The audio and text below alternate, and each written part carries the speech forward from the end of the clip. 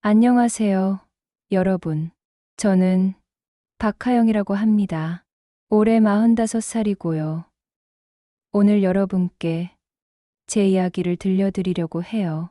사실 이 이야기는 제가 어머니를 떠나보내고 나서야 알게 된 일들이에요.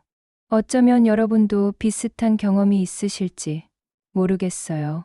부모님이 살아계실 때는 몰랐던 것들, 돌아가시고 나서야 발견하게 되는 그런 이야기 말이에요. 지난달 일이었어요. 비가 억수같이 쏟아지던 날이었습니다. 장례식장 천막 위로 떨어지는 빗방울 소리가 참 무겁게 들렸어요.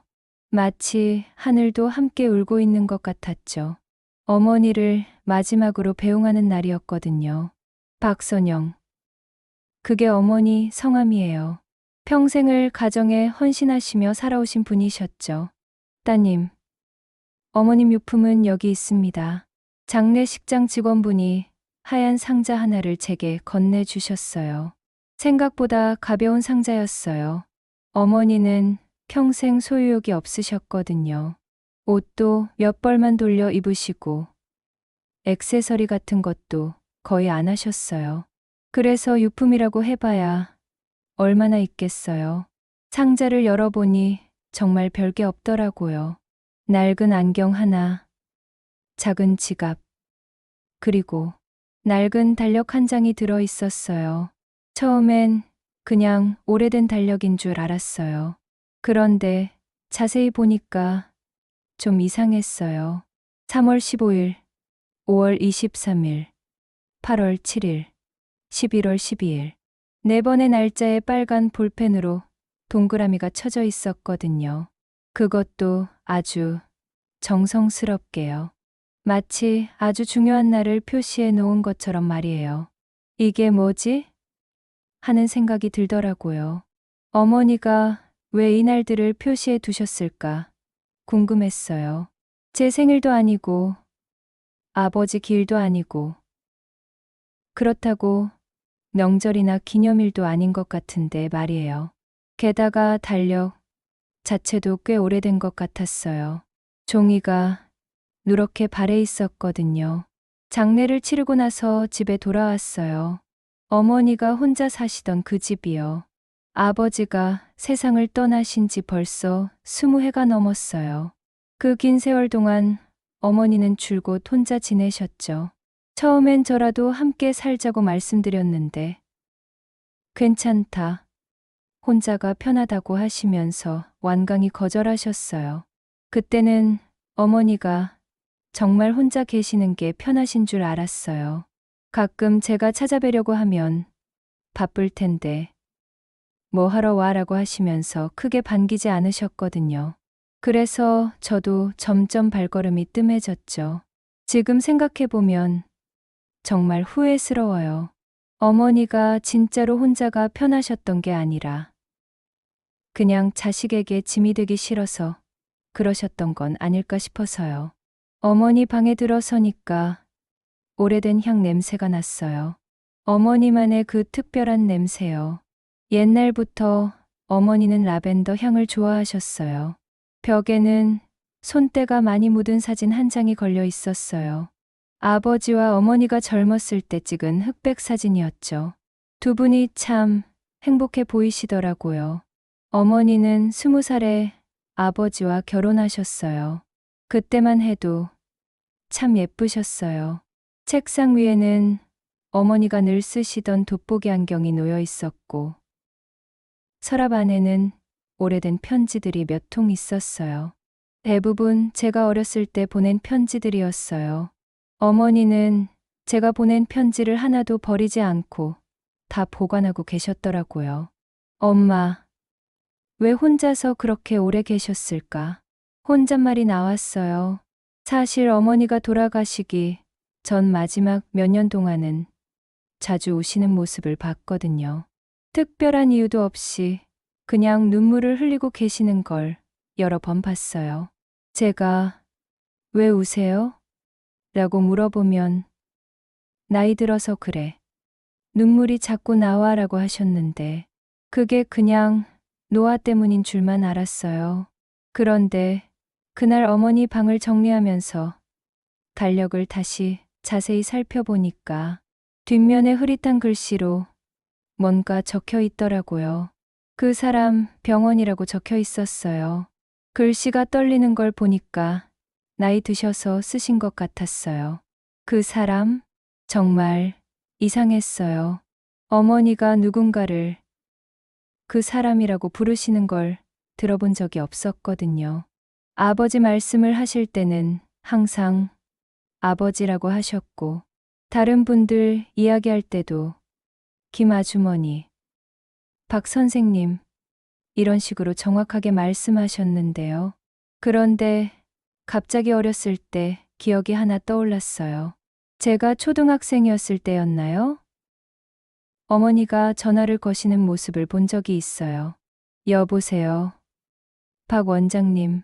네. 내일도 가겠습니다. 라고 말씀하시더라고요. 그때는 그냥 동네 병원 선생님인 줄 알았어요.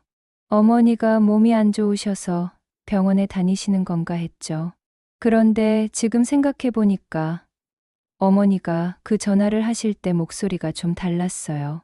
평소보다 훨씬 부드럽고 뭔가 조심스러운 느낌이었어요.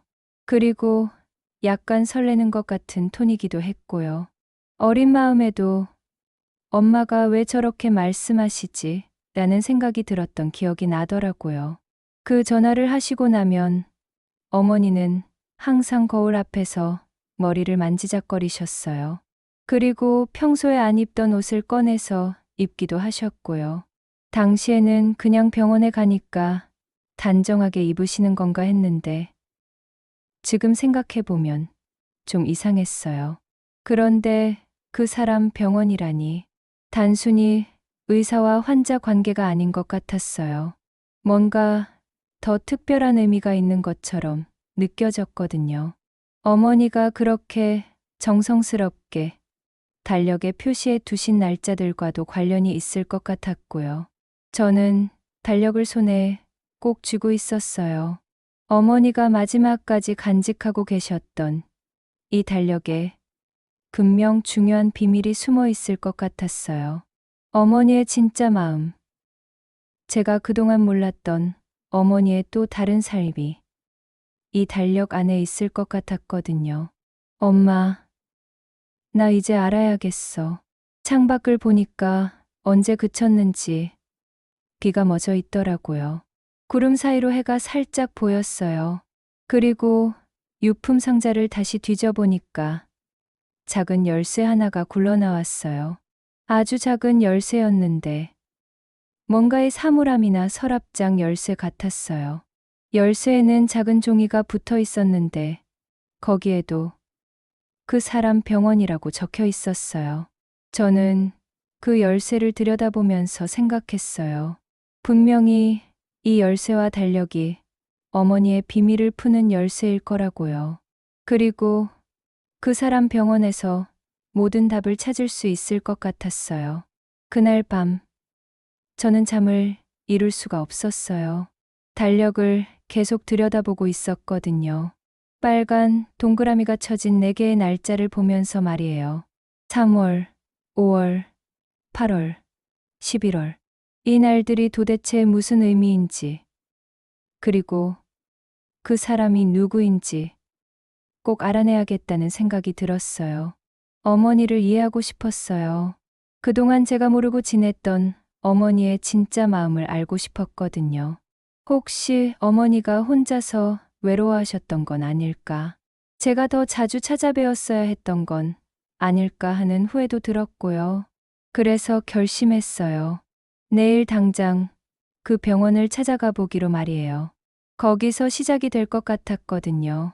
어머니의 진실, 어머니가 숨기셨던 이야기를 찾아 나서는 길이 시작될 것 같았어요. 다음 날 아침 일찍 집을 나섰어요. 어머니가 다니셨다는 그 병원을 찾아서 말이에요. 사실 병원 이름도 정확히 알지 못했어요. 달력 뒤에 그 사람 병원이라고만 적혀 있었거든요. 그래서 일단 동네에 있는 오래된 병원들을 하나씩 찾아다니기로 했어요. 첫 번째로 간 곳은 집에서 가장 가까운 내과였어요. 그런데 거기는 5년 전에 문을 연 새 병원이더라고요. 두 번째로 간 곳도 마찬가지였어요. 어머니가 20년 넘게 다니셨을 만한 오래된 병원을 찾기가 쉽지 않았어요. 세 번째로 찾아간 곳에서 드디어 뭔가 발견했어요. 골목 안쪽에 있는 아주 작은 병원이었어요. 간판도 많이 발해 있고 건물도 꽤 오래된 것 같았거든요. 작은 간판에 희미하게 적혀 있었어요. 은빛 의원. 뭔가 정답인 것 같은 느낌이 들었어요. 문을 열고 들어가니까 먼지 냄새와 함께 오래된 병원 특유의 냄새가 났어요. 소독약 냄새와 나이 든 건물의 냄새가 섞인 그런 냄새요. 대기실에는 낡은 의자들이 몇 개 놓여 있었고 벽에는 오래된 건강 포스터들이 붙어 있었어요. 1990년대에 만든 것 같은 그런 포스터들이요. 접수대에 앉아 계신 간호사 분께 조심스럽게 물어봤어요. 실례합니다. 여기 박선영 환자 기억나시나요? 간호사분이 고개를 들어 저를 바라보시더라고요. 50대 중반 정도 되어 보이는 분이었어요. 이 병원에서 오래 일하신 것 같은 느낌이었어요. 얼굴에 온화한 미소를 띠고 계셨거든요. 박선영 씨라면 하시면서 잠시 생각하시는 듯 했어요. 아, 맞아요. 예전엔 매달 오셨죠. 아니, 한 달에 두세 번씩도 오셨나? 그런데 요즘엔 안 보이시네요. 어떻게 지내세요? 제 심장이 쿵 하고 떨어지는 것 같았어요. 정말 어머니가 이 병원을 다니셨던 거예요. 사실 지난달에 돌아가셨어요. 간호사분의 표정이 급하게 변했어요. 어머, 그러셨군요. 진심으로 조의를 표합니다. 선영 씨가 정말 좋은 분이셨는데 그러시면서 눈가가 촉촉해지시더라고요. 그런데 실례지만 어떤 분이세요? 저는 박선영 씨의 딸입니다. 간호사분이 고개를 끄덕이시더라고요. 아, 따님이시군요. 어머님이 생전에 딸 자랑을 참 많이 하셨어요. 딸이 얼마나 착하고 효성스러운지, 얼마나 잘 크고 있는지 정말 자랑스러워 하셨거든요. 그 말씀을 들으니까 마음이 아팠어요. 제가 어머니께 그렇게 잘하지도 못했는데 어머니는 다른 사람들에게 제 자랑을 하고 다니셨던 거예요. 혹시 진료 기록이나 그런 것 남아 있나요? 어머니가 여기를 왜 다니셨는지 알고 싶어서요. 간호사분이 미안한 표정을 지으시더라고요. 그게 10년 넘은 기록들은 다 폐기됐을 거예요. 법적으로도 그렇게 되어 있고요. 그런데 궁금한 게 있으시면 원장님께 여쭤보세요. 원장님이 선영 씨를 직접 봐주셨거든요. 원장님이 계세요? 지금은 안 계시는데 오후에 오실 거예요. 원장님이 좀 연세가 있으셔서 요즘은 오후에만 진료를 보시거든요. 저는 오후까지 기다리기로 했어요. 병원 근처 카페에서 시간을 보내다가 오후 2시쯤 다시 병원으로 갔어요. 그때 뒷문이 열리면서 70대 정도 되어 보이는 남성이 들어오시더라고요. 키가 크시고 머리가 하얗게 새었지만 정말 품이 있어 보이시는 분이었어요. 흰 가운을 입고 계셨는데 오래된 의사 선생님의 풍모가 물씬 풍기시더라고요. 누굴 찾으시오? 목소리도 참 따뜻했어요. 그런데 어딘가 익숙한 느낌이 들었어요. 저는 박선영 씨의 딸입니다. 그 순간 그분의 얼굴 표정이 완전히 바뀌었어요. 마치 벼락을 맞은 것처럼 얼어붙으시더라고요. 그리고 잠시 말을 잃으시더니 조심스럽게 물어보셨어요. 선영이가 세상을 떠났단 말입니까? 선영이라고 하셨어요. 어머니 이름을 그렇게 친근하게 부르시는 걸 보니까 단순한 의사와 환자 관계가 아닌 것 같았어요. 네, 지난달에요. 그분의 눈에 순간 눈물이 맺혔어요.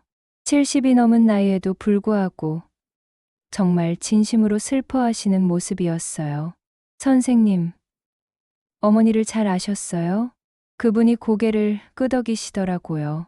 나는 박노진이라고 하오. 은빛 의원 원장이지. 박노진. 그 이름을 들었을 때 제 가슴이 뛰기 시작했어요.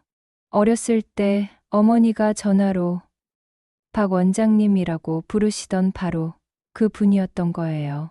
어머니가 여기를 왜 오셨어요? 특별히 아픈 곳이 있으셨나요? 박노진 원장님이 한숨을 깊게 내쉬시더라고요. 그리고는 진료실로 저를 안내하셨어요.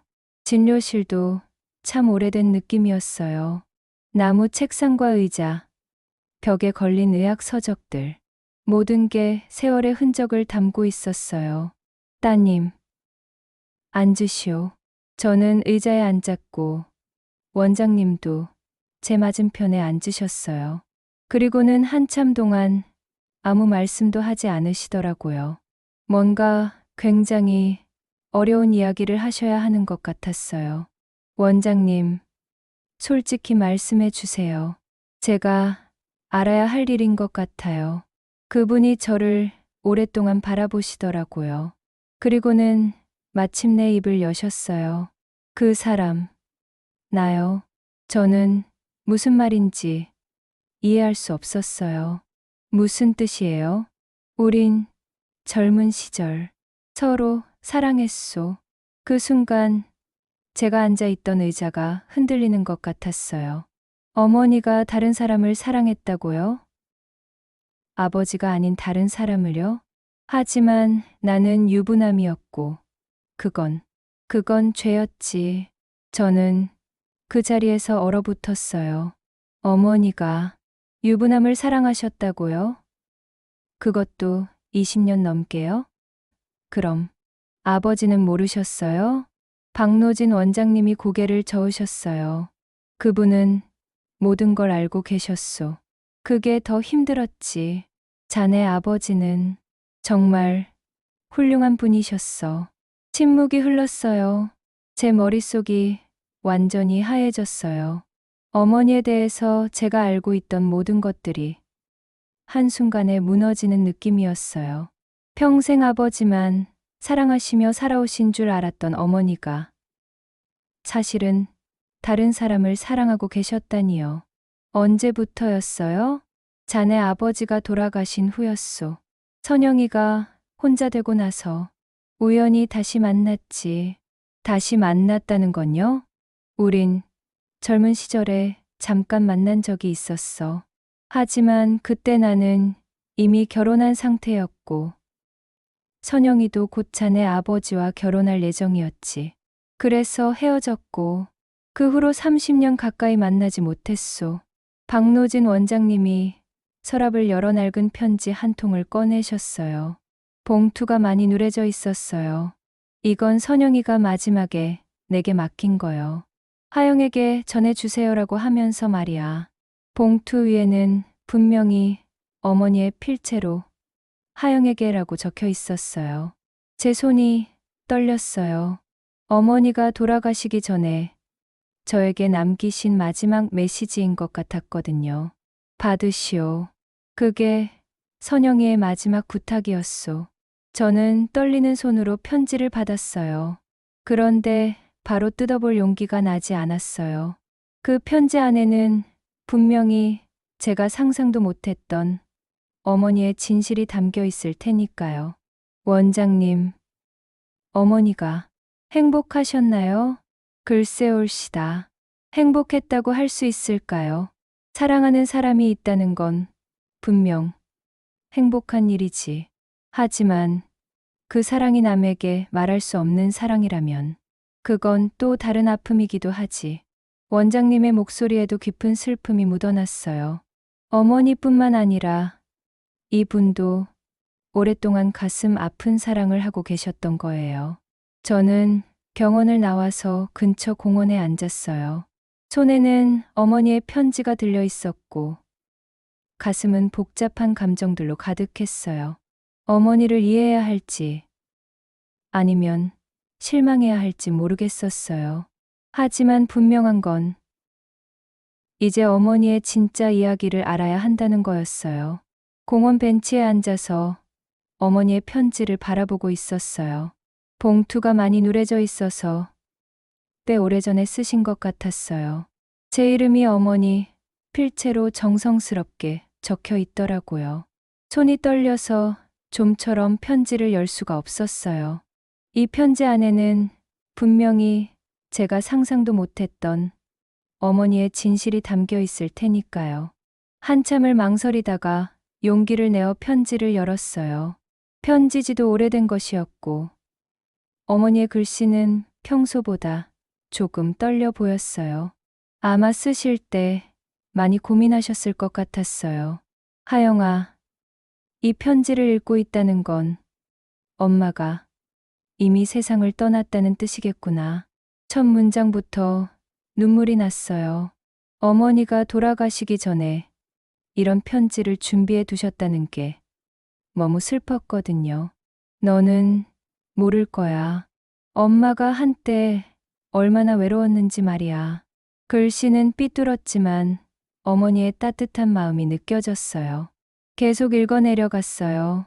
내 아버지가 떠난 후 내가 버틴 건 의무였지. 너를 키워야 한다는 어머니로서의 의무 말이야. 하지만 마음은 늘 얼음 같았어. 웃는 것도, 우는 것도, 모든 감정이 얼어붙어 있었지. 어머니가 그렇게 힘들어 하셨다니요. 전혀 몰랐어요. 항상 강하신 모습만 보여주셨는데, 속으로는 그렇게 외로워하고 계셨던 거예요. 그때 만난 사람이 있었단다. 박노진이라는 분이었어. 예전에 젊었을 때 잠깐 만난 적이 있었는데 우연히 다시 만나게 됐지. 그 사람은 나를 사람으로 봐줬어. 박선영이라는 한 사람으로 말이야. 편지를 읽으면서 제 마음이 복잡해졌어요. 어머니를 이해해야 할지 아니면 실망해야 할지 모르겠었거든요. 너에게는 항상 엄마였지만 그 사람 앞에서는 그냥 선영이었어.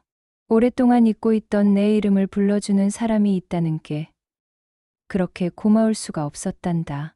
아, 어머니도 그냥 한 사람의 여자셨구나 하는 생각이 들었어요. 항상 어머니, 아내의 역할만 하시느라 정작 박선영이라는 개인은 없으셨던 거네요. 죄인으로 살아도 누군가의 온기를 느끼고 싶었단다. 추운 겨울밤의 따뜻한 차 한 잔의 온기처럼 그런 마음의 온기를 느끼고 싶었어. 편지를 읽으면서 눈물이 계속 흘렀어요. 어머니가 얼마나 외로우셨을지 이제야 조금 이해할 것 같았어요.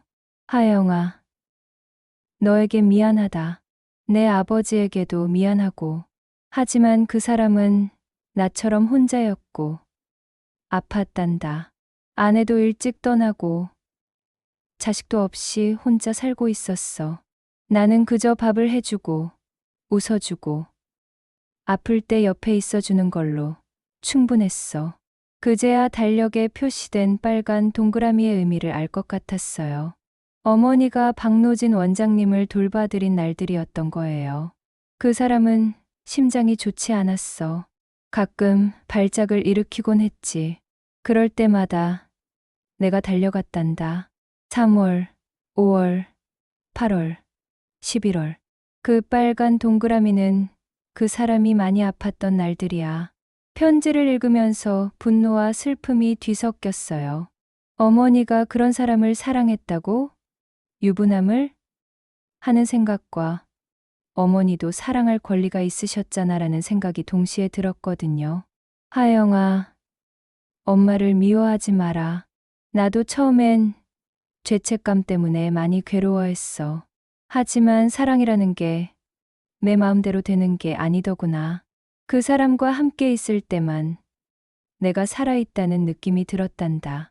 어머니의 솔직한 마음이 편지에 고스란히 담겨 있었어요. 어머니도 한 사람의 여자로서 사랑하고 싶었던 거예요. 그 사람도 나 때문에 많이 고민했어.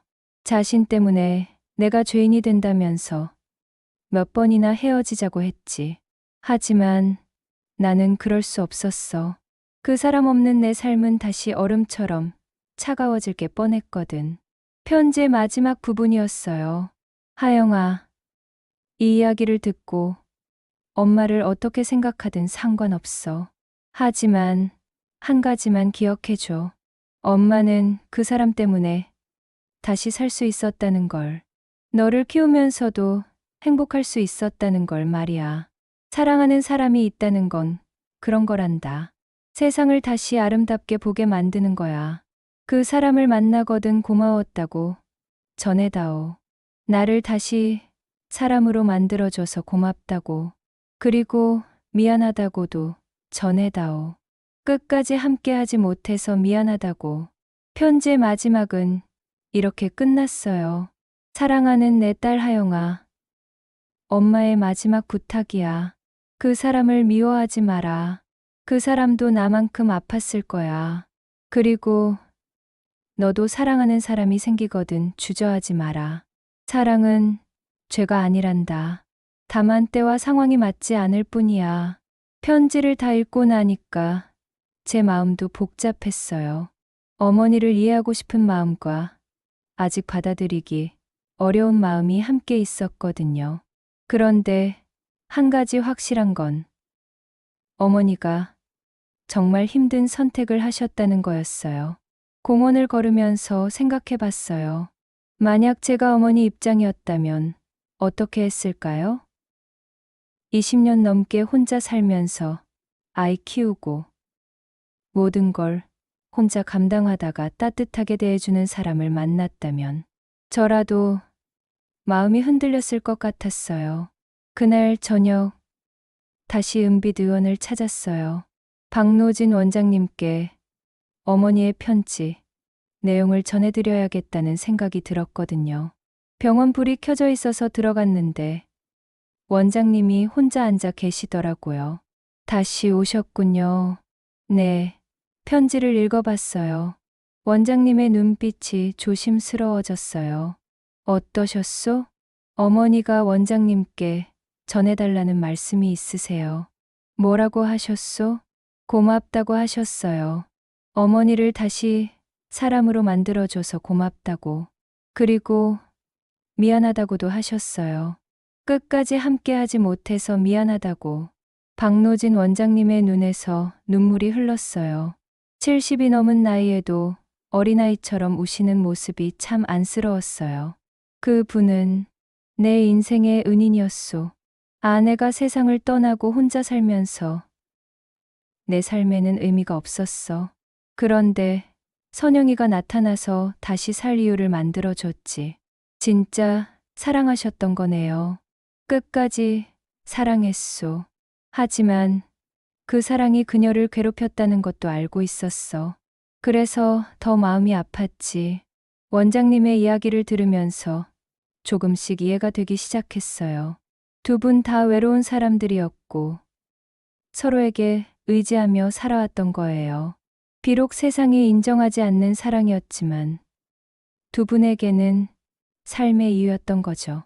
그런데 그때 갑자기 원장님이 괴로워하시더라고요. 얼굴이 새파래지면서 가슴을 움켜쥐시는 거예요. 심장 발작이었어요. 원장님, 괜찮으세요? 저는 급히 119에 신고하고 원장님을 부축했어요. 그런데 원장님이 힘겹게 말씀하시더라고요. 서랍에서 약. 서랍을 열어보니까 심장약이 있었어요. 원장님께 드리고 나서야 조금 안정이 되시더라고요. 구급차가 와서 원장님을 병원으로 모셔갔는데 그때 저는 어머니의 마음을 조금 이해할 수 있었어요. 사랑하는 사람이 아플 때 옆에 있어주고 싶은 그 마음을 말이에요. 박노진 원장님이 응급실로 실려간 후 저는 병원 복도에서 밤새 기다렸어요. 의사 선생님이 나오셔서 다행히 큰 문제는 없지만 며칠 입원해서 안정을 취하셔야 한다고 하시더라고요. 그제야 안도의 숨을 쉴 수 있었어요. 다음 날 아침 원장님의 병실을 찾아갔어요. 산소 마스크를 쓰고 계셨지만 의식은 또렷하셨어요. 저를 보시고는 미안한 표정을 지으시더라고요. 어제는 놀라셨겠소. 괜찮으세요? 그런데 원장님, 이런 발작이 자주 있으셨어요? 몇 년 전부터 심해졌지. 선영이가 그걸 알고 있었어. 그제야 어머니가 왜 그렇게 자주 병원에 가셨는지 이해가 됐어요. 단순히 사랑 때문만이 아니라 정말로 원장님을 돌봐드려야 했던 거예요. 원장님, 솔직히 물어봐도 될까요? 어머니와 언제부터 그런 사이가 되신 거예요? 원장님이 천장을 바라보시며 긴 한숨을 쉬셨어요. 처음엔 정말 우연이었소. 자네 어머니가 감기로 병원에 오셨는데 접수를 보던 간호사가 각선영이라는 이름을 부르는 거야. 그 순간 내 심장이 멎는 줄 알았지. 그전에도 아셨다는 말씀이시죠? 그래. 40년 전 일이었어. 그때 나는 의대생이었고 선영이는 간호학과 학생이었지. 같은 병원에서 실습을 했거든. 원장님의 눈에 그때의 기억이 떠오르는 것 같았어요. 처음 본 순간부터 좋아했소. 하지만 나는 이미 약혼자가 있었어. 집안에서 정해준 결혼이었지. 그래서 선영이에게 마음을 고백할 수도 없었고. 그럼 어머니는 원장님의 마음을 아셨어요? 모르셨을 거야. 나는 한 번도 말하지 못했거든. 그냥 멀리서 바라보기만 했지. 그런데 실습이 끝나고 각자 다른 길을 가게 됐어. 나는 결혼했고 선영이도 자네 아버지를 만나 행복하게 사시는 줄 알았지. 원장님의 이야기를 들으면서 가슴이 아팠어요. 젊은 시절의 첫사랑을 40년 동안 마음속에 간직하고 계셨던 거예요.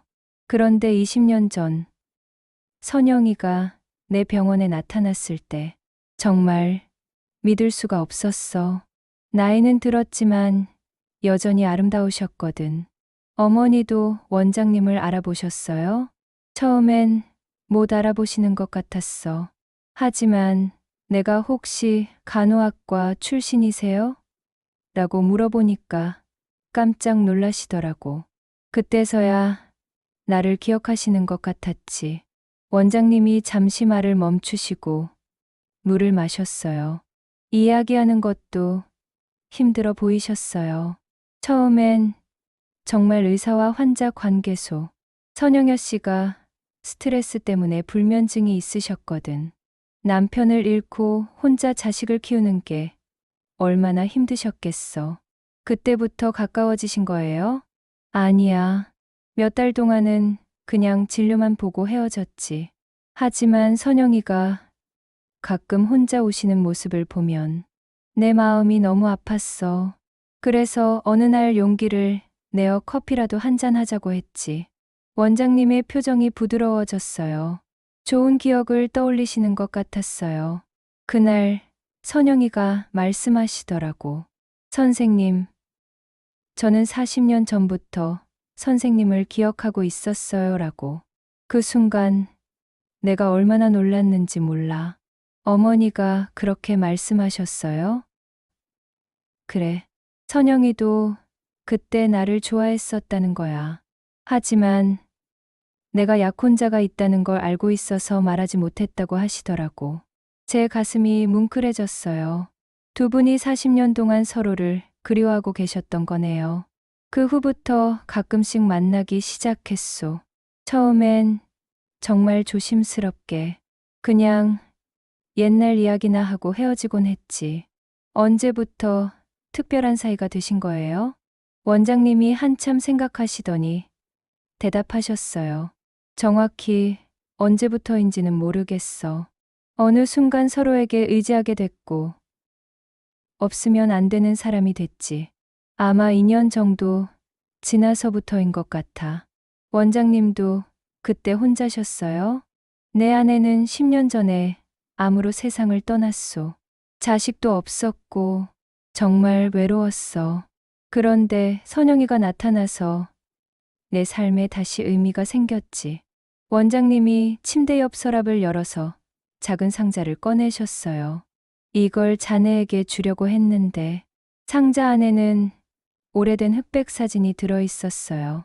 젊은 어머니와 젊은 원장님, 그리고 어린 제가 함께 찍은 사진이었어요.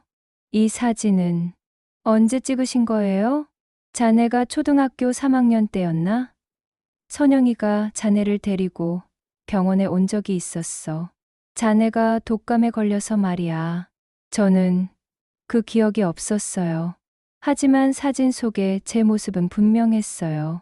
그때 선영이가 말씀하시더라고. 이 아이는 우리 둘의 인연이 만든 세상이다라고. 그 말을 들었을 때 제 숨이 멎는 것 같았어요. 그게 무슨 뜻이에요? 잘 모르겠소. 하지만 선영이는 자네를 볼 때마다 그런 말씀을 하셨어. 자네가 있어서 우리의 사랑이 의미가 있다고. 사진을 보면서 제 마음이 이상해졌어요. 제가 어머니와 원장님 사이를 연결해주는 존재였던 걸까요? 원장님, 어머니가 마지막에 많이 아프셨나요? 지난 1년 동안은 많이 힘들어 하셨어. 자네에게 이 이야기를 해야 할지 말아야 할지 고민하시면서. 그래서 편지를 쓰신 거군요. 그래. 그리고 내게도 부탁하셨지. 만약 자네가 찾아오면 모든 걸 솔직하게 말해달라고. 원장님이 제 손을 잡으셨어요. 따뜻한 손이었어요. 자네 어머니는 정말 훌륭한 분이셨소. 나 같은 죄인을 사랑해 주시고 끝까지 돌봐주셨어. 내가 받을 자격이 없는 사랑이었지. 원장님은 죄인이 아니에요. 두 분 다 외로운 사람들이었을 뿐이에요. 고맙소. 하지만 세상은 우리를 그렇게 보지 않을 거야. 그때 간호사가 들어와서 원장님의 상태를 확인했어요. 혈압이 좀 높다고 하시면서 안정을 취하셔야 한다고 하더라고요. 저는 경실을 나오면서 생각했어요. 어머니와 원장님의 사랑이 잘못된 건 아니었다고요. 물론 세상의 기준으로는 문제가 있을 수 있지만 두 분에게는 서로가 삶의 이유였으니까요. 며칠 후 원장님의 상태가 많이 호전되셨다는 소식을 들었어요. 하지만 의사 선생님은 앞으로 혼자 지내시기 어려울 것 같다고 하시더라고요. 심장이 많이 약해져서 언제 또 발작이 올지 모른다고요. 그날 밤 저는 어머니의 달력을 다시 보면서 생각했어요. 3월, 5월, 8월, 11월. 이 날들은 원장님이 아프셨던 날들이었어요. 어머니는 그때마다 달려가서 원장님을 돌봐드렸던 거예요. 그 붉은 동그라미는 사랑의 기록이었던 거죠. 저는 결심했어요. 이제 제가 어머니의 마음을 이어받아야겠다고요. 원장님을 혼자 두면 안 될 것 같았거든요. 어머니가 20년 동안 해오신 일을 이제는 제가 해야 할 때인 것 같았어요. 봄이 왔어요.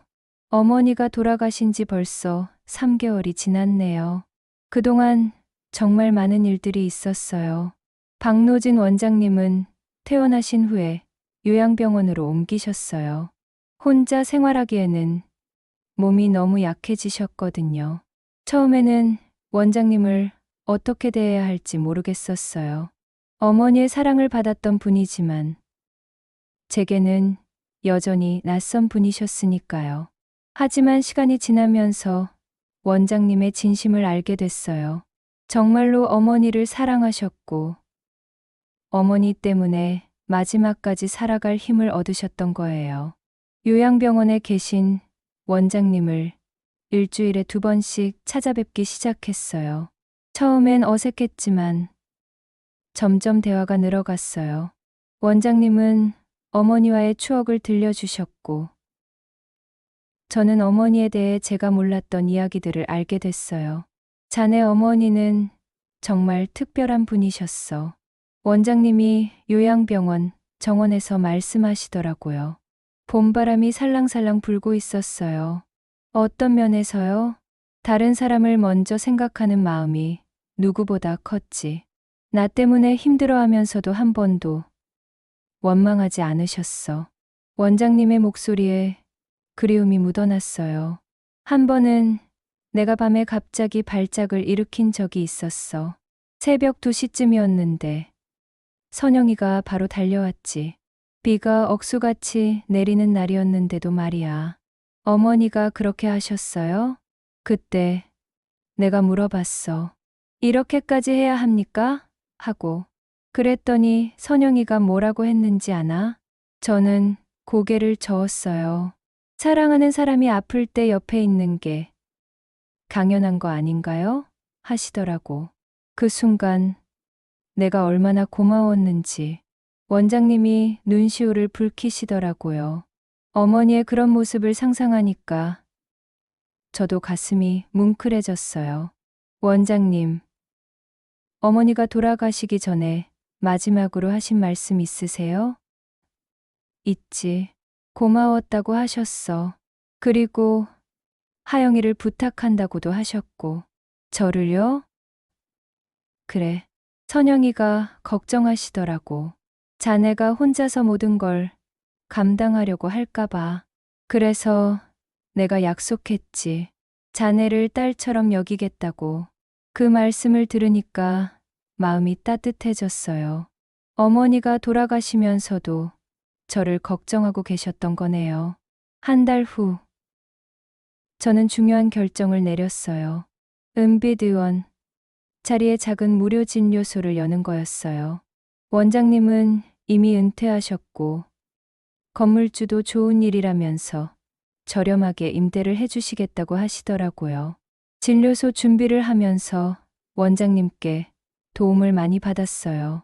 비록 몸은 불편하셨지만 의료 장비나 운영 방법에 대해서 자세히 알려주셨거든요.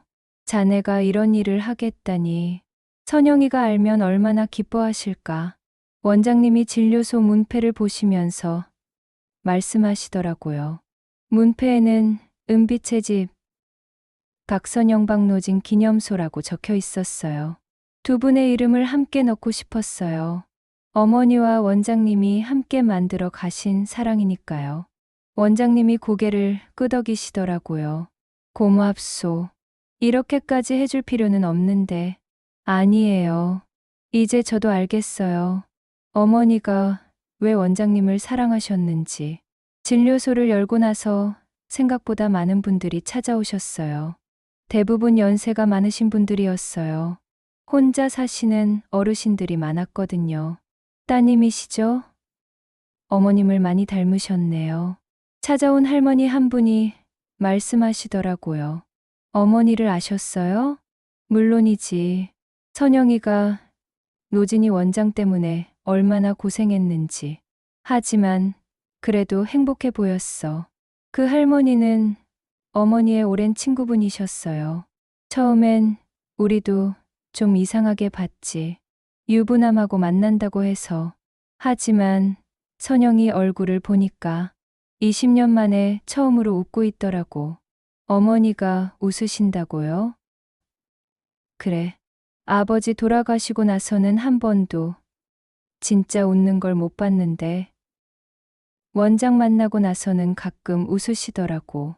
그 이야기를 들으니까 어머니의 선택을 더 이해할 수 있었어요.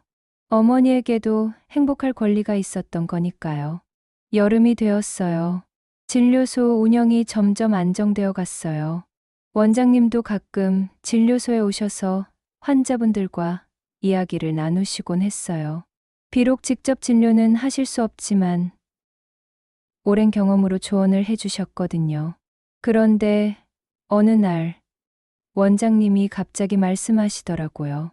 하영아, 나 이제 그만 가야겠다. 어디로 가시려고요? 선영이가 있는 곳으로. 원장님의 몸이 많이 안 좋아지셨어요. 의사 선생님도 시간이 많지 않다고 하시더라고요. 원장님, 무서우세요? 아니야. 오히려 기대돼. 선영이를 다시 만날 수 있잖아. 원장님이 평화로운 표정을 지으시더라고요. 마지막 날, 원장님이 저를 부르셨어요. 하영아, 고맙다. 자네 덕분에 마지막까지 의미 있게 살 수 있었어. 제가 더 감사해요. 어머니의 진짜 모습을 알게 해주셔서. 자네도 사랑하는 사람 생기거든. 주저하지 마라. 사랑은 나이나 상황을 가리지 않아. 원장님이 제 손을 꼭 잡으시더라고요. 그리고 선영이한테 전해줘. 끝까지 사랑했다고. 박노진 원장님은 그렇게 평안하게 눈을 감으셨어요. 어머니 곁으로 가신 거죠. 장례를 치르고 나서 저는 어머니가 남기신 달력을 새로 벽에 걸었어요. 어머니가 표시하셨던 빨간 동그라미 위에 파란 동그라미를 하나씩 더 그렸어요. 엄마, 이제 제가 엄마의 하루를 이어갈게요. 그리고 새로운 달력을 펼쳤어요. 앞으로 제가 채워나갈 새로운 날들이었어요. 진료소에는 매일 어르신들이 찾아오세요. 혼자 사시는 분들, 외로운 분들, 어머니와 원장님처럼 따뜻한 위로가 필요한 분들이요. 따님도 어머님처럼 따뜻하시네요. 어느 할아버지가 말씀하시더라고요. 그게 유전인가 봐요. 저는 웃으면서 대답했어요. 어제 저녁 비가 내렸어요. 어머니가 돌아가신 날처럼 억수같이 내리더라고요. 저는 창밖을 바라보면서 생각했어요. 엄마, 당신의 비밀은 이제 제 일상이 됐어요. 어머니와 원장님의 사랑은 세상 사람들에게는 비밀이었지만 저에게는 삶의 교훈이 됐어요. 사랑하는 마음, 누군가를 돌보는 마음, 그리고 끝까지 포기하지 않는 마음을 배웠거든요. 이제 저도 새로운 달력에 제 이야기를 써 나가고 있어요. 어머니가 남겨주신 사랑의 유산을 이어받아서 말이에요. 여러분, 사랑은 때로 숨겨진 흔적으로 남아요. 하지만 진심은 언젠가 누군가의 마음을 비춥니다. 어머니의 달력에 남은 붉은 동그라미처럼 말이에요. 그 작은 표시들이 모여서 누군가의 삶을 따뜻하게 만들 수 있어요. 만약 여러분 주변에도 혼자서 외로워하시는 분이 계시다면 작은 관심이라도 보여주세요. 어머니와 원장님에게 서로가 그랬던 것처럼 우리도 누군가에게는 삶의 이유가 될 수 있을 거예요. 창문에 맺힌 빗방울이 흘러내려요. 그 안에 어머니의 붉은 동그라미가 번져 보입니다. 이제는 슬픈 기억이 아니라 따뜻한 추억으로 남아있어요. 어머니, 고마워요. 사랑이 무엇인지 가르쳐 주셔서.